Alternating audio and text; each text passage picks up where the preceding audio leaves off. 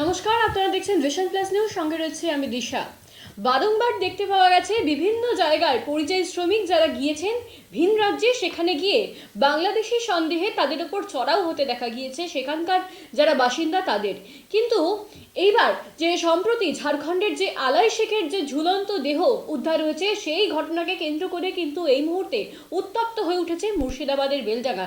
রীতিমতো রেল অবরোধ এবং জাতীয় সড়ক অবরোধ করে বিক্ষোভ দেখাচ্ছেন হাজার হাজার বাসিন্দা। বিক্ষোভ স্থল থেকে কি বার্তা দিচ্ছেন আন্দোলনকারীরা?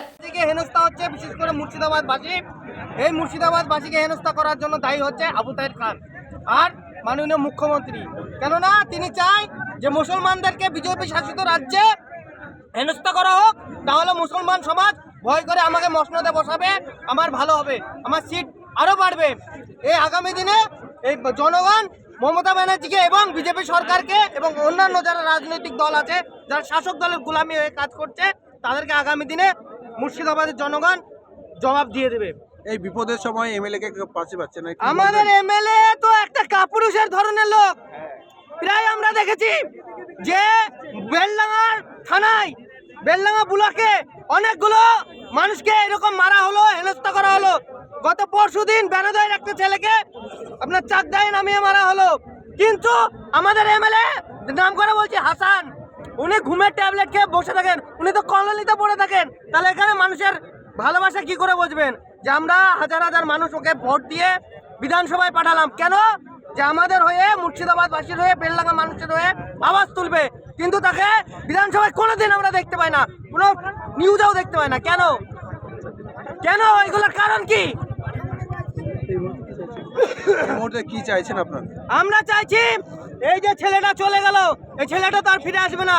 এর জন্য যারা একে মেরেছে, আমরা রাজ্য সরকার এবং কেন্দ্রীয় সরকার কাছে দাবি করছি, যারা মেরেছে তাদেরকে আমরা ফাঁসি চাইছি। আমাদের একটাই দাবি, তাদের অবিলম্বে ধরে বের করে তাদেরকে ফাঁসি ধরিতে ঝুলানো, এটাই আমাদের দায়ী। আর যারা পশ্চিমবাংলার মুখ্যমন্ত্রী আছে, যদি এই অত্যাচার বন্ধ না হয়, উড়িষ্যা বলেন, বিহার বলেন, আগামী দিনে আমরা এই মুর্শিদাবাদের মাটি থেকে এমন আন্দোলন করব যেখানে বিহারি পাবো, উড়িয়া পাবো, আমরা মারকে বদলা মাল দেবো।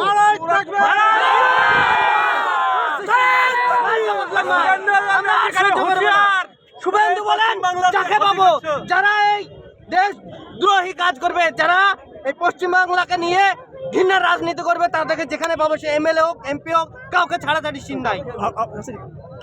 কি নাম আপনার? আমার নাম এমডি নাজমুল হক। কি কারণে রাস্তা অবরোধ?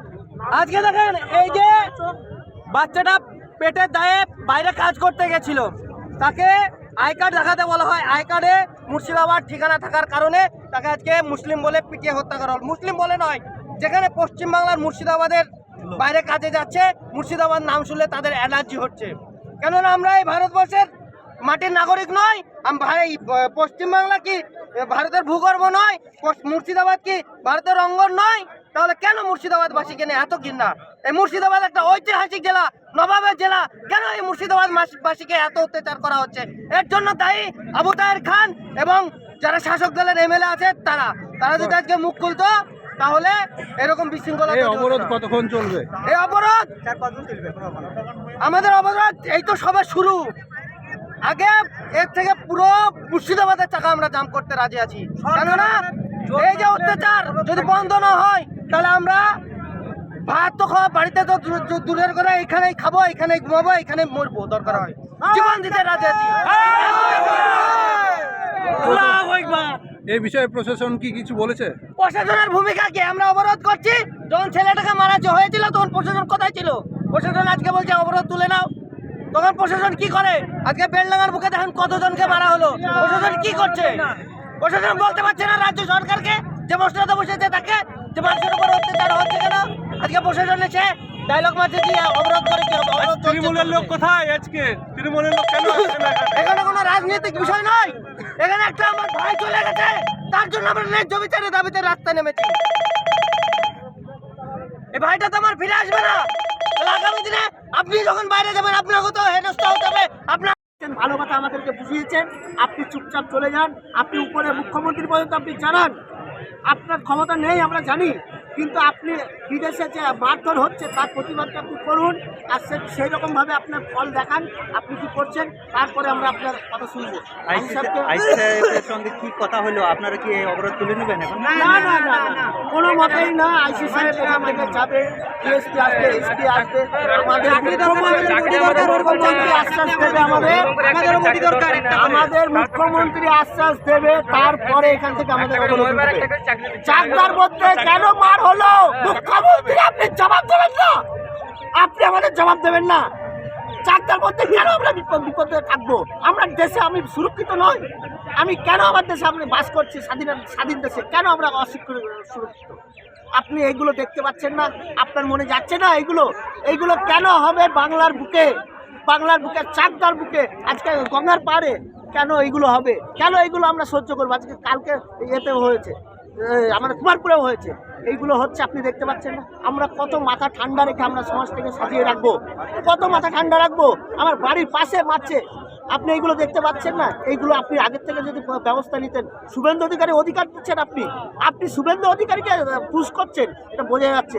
বাংলার আপনারা যেটা চাইছেন সেটা বাংলার মানুষ কখনোই করবে না।